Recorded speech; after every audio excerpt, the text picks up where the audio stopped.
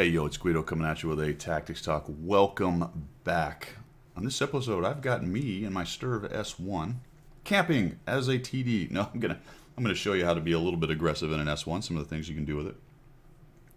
The Uds kind of tank, the Swedish tank with the assault mode, siege mode, I guess it actually is called.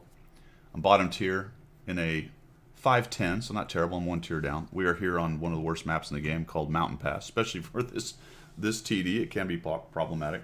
You know, when I play the game and I see a replay, I probably want to make a video out of one of my own replays. I usually grab it out of the replays and I put a little title on it that's supposed to remind me something about that game, so I look at it and go, is that one I want to do a video on? And I was going through the things this morning, making multiple videos. I ran across this one and it said hand twitched.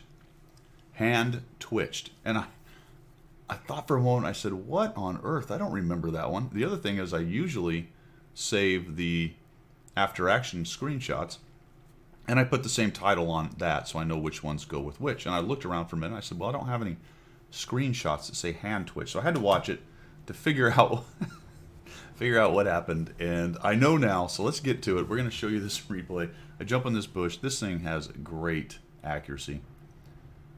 I feel like I might have been spotted, but I wasn't. I think I'm going to... Do I hit this guy? No, I missed that guy. But I've got a spotter, that lightweight. The RU YOLO's down there for some reason. Starts to try to take that guy on. I get out of siege mode, go to travel mode, because I'm going to get out of there. I don't want to get spotted at the back corner right there and have that lightweight just eat me for lunch. I'm going to show you right here. One of the things a Sturv can do is on hold down spots like this, can be very deadly. This is a new rock outcropping, I think, right here. I don't think that used to be there. It gives you a little capability of falling back and not getting absolutely destroyed by guys coming up on that ramp, which is unfortunate because that ramp is one of the only high-risk, high-reward spots on this entire map, and now they've made it harder to use, of course. What? Why wouldn't they? But it does afford you a little bit of help against artillery. There is one thing about these Sturvs is you do not want to get dropped on by artillery. If it hits you right on the top, you are bumming. Big old flat. So I'm going to actually move around. I'm going to go back into assault mode right here, and this can be very deadly.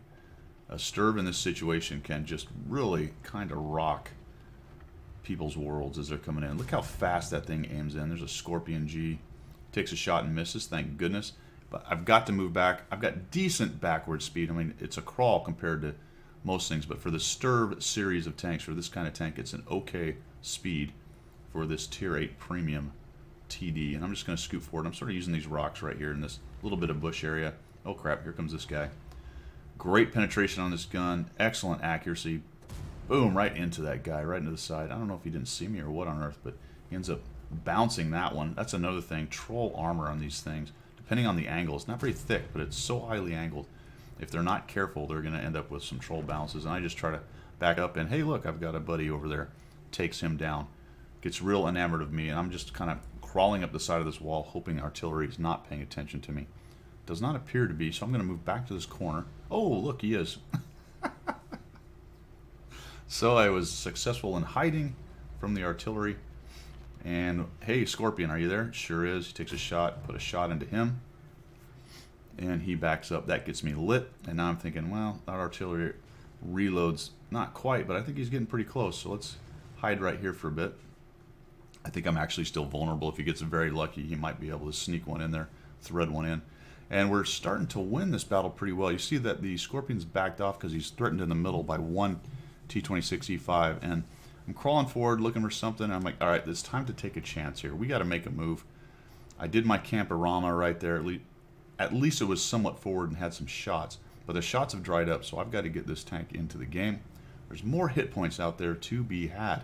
So I'm going to crawl up here, and again, the Sturv has a great capability of coming up and over ridges because its elevation is kind of ridiculous. It's a weird little design. Oh, crud, somebody's seen me over there.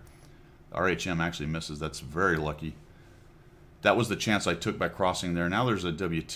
He doesn't have the depression really that he wants right there. Plus he's threatened by guys behind. Look at the accuracy on that gun. It's just awesome. So he took a shot, and I'm thinking, all right, let me get that artillery. I owe him one. Nope, he gets away. Uh-oh, Charioteer's coming at me. Well, we're in a pickle now. Let's see if I can get some damage, though. We're going to take him out. Get a shot on that guy. All right, buddies behind me. Help me out with the Charioteer. Kill that Charioteer. I'm sure you can do it. Come on, baby.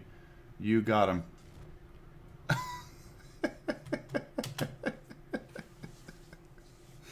Killcam says, my buddy shot me. Now, I didn't mention him, and probably a lot of you who are watching this recording noticed that the Rev went up onto the top of the hill, and he was a sniper. A sniper, you say? Yes, a sniper. He's a second-line fighter because I'm bottom tier. I'm going to snipe. Well, thanks for sniping me, dude. Good work. Good work. Now, I was probably doomed to begin with. We actually ended up winning this game. I was doomed to begin with. I was about to get swarmed. There wasn't quite enough tanks to keep the pressure on over on the west side. And it looks like my one buddy in the middle died. Now, the WZ was moving up, but I'm pretty sure I wasn't going to survive that WT. He'd have come around and taken me out. Still, would have been nice to have not been shot by my buddy. Good old, what is his name back there? Good old Caduceus, who is a terrible player, as evidenced by shooting his buddy. Now, let's go back to the title of this one. Hand twitched. Crap, sorry. I was salty, so I say something rude like that. And he says, hand twitched.